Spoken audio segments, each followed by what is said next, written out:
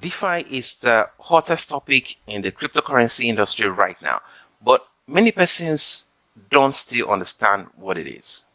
In this video, I'm going to explain what DeFi is to you in the simplest way possible.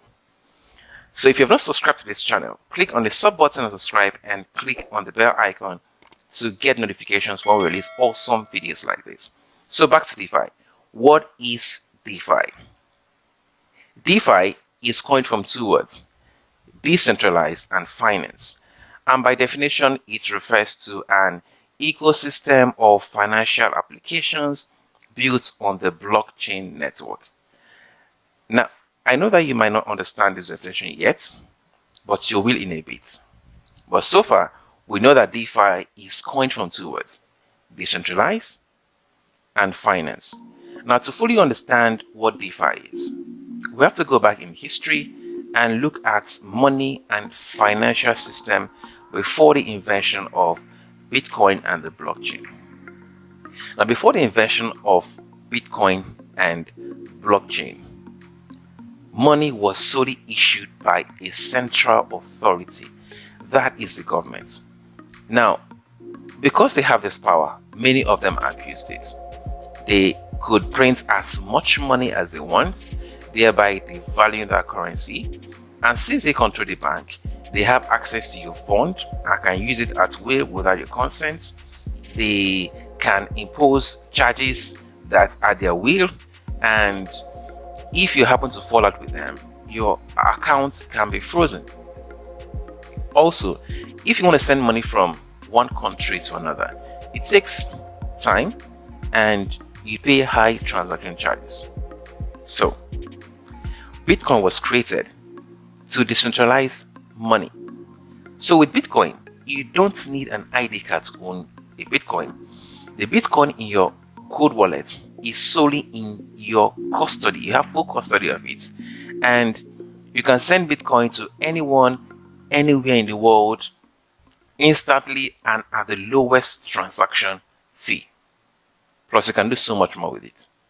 Now, even though Bitcoin has decentralized money, there are still other parts of finance that are not decentralized, like saving and investments, lending and borrowing, insurance, betting and casino trading, and so much more.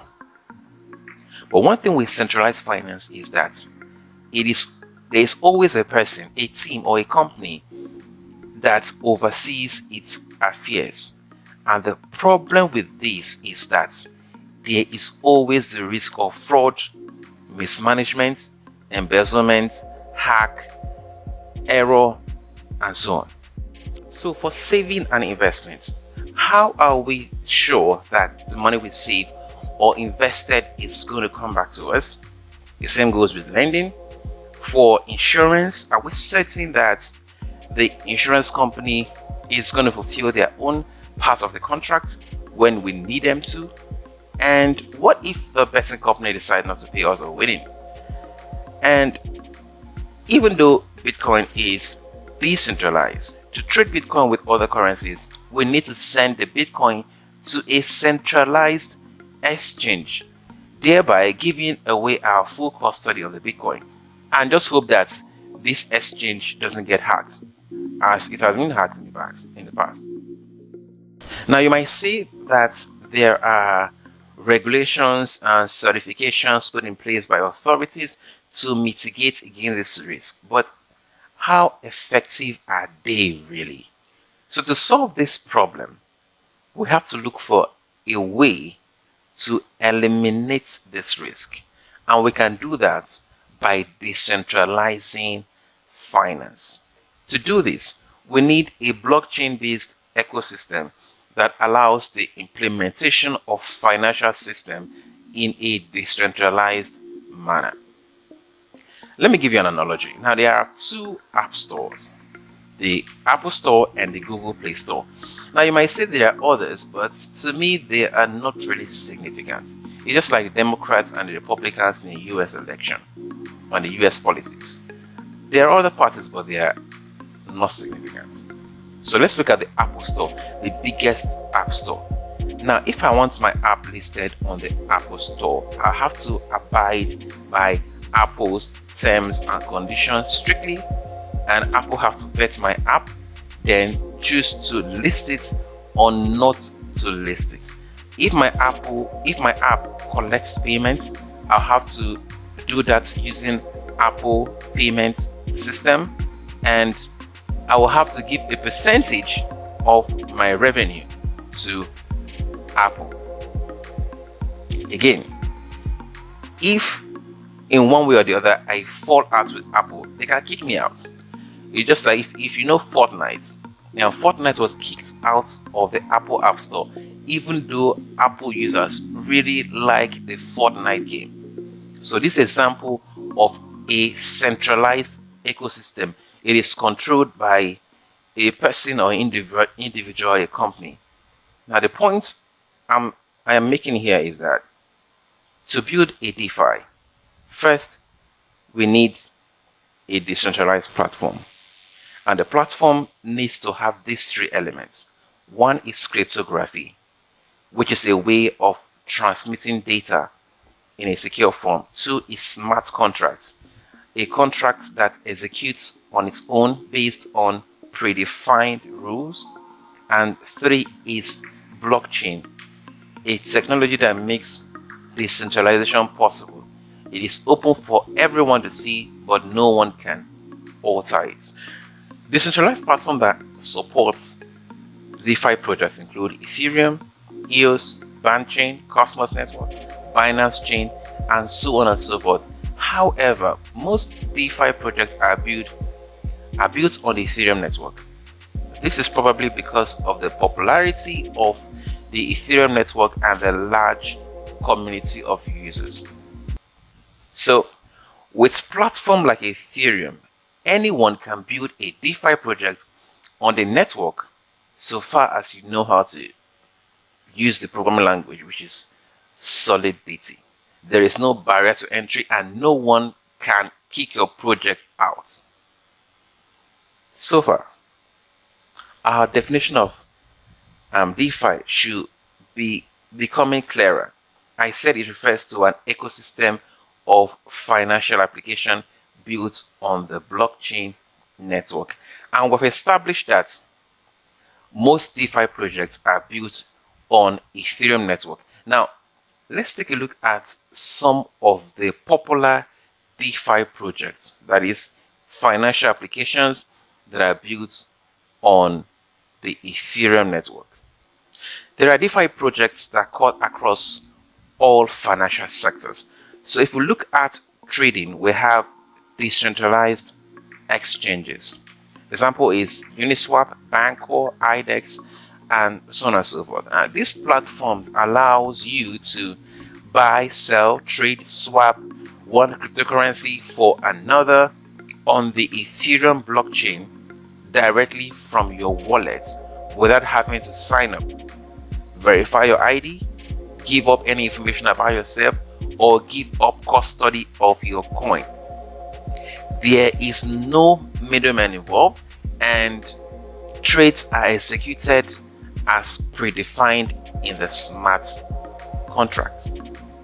For lending and borrowing, prominent smart contracts in this space are Compound and Aave. Now, these DeFi projects allow you to lend your idle crypto assets and earn interest on them, or borrow one crypto asset using another as collateral. When you lend on Compound, on the Compound platform for example, you not only earn interest on your token, but you also receive the Comp token, which you can exchange immediately for another crypto asset or use it as a collateral to borrow another crypto asset. Just like decentralized exchanges I talked about earlier, you are not required to register, perform KYC to use the Compound platform. All you need is to plug in your Ethereum wallet address. Now, if you go to insurance, for insurance, Nexus, Mojo, and Opin are examples of insurance-based DeFi projects. Let's say you want to invest in a crypto startup or project and you are not sure if the project is going to be successful or fail. You can ensure your investment through Nexus Mutual by paying a premium on the platform. If the project becomes a success, good for you. If it doesn't, your insurance benefits will automatically be activated. These are just a few of the space where DeFi can be applied. Another term you might find a lot in DeFi space is money Legos. Now, this term also gives more meaning to the word ecosystem in our definition of DeFi. This is saying that you can build a new DeFi project by combining existing DeFi projects in different ways instead of building it from the scratch. It's just like Legos. You can make different stuff by combining Legos in different ways.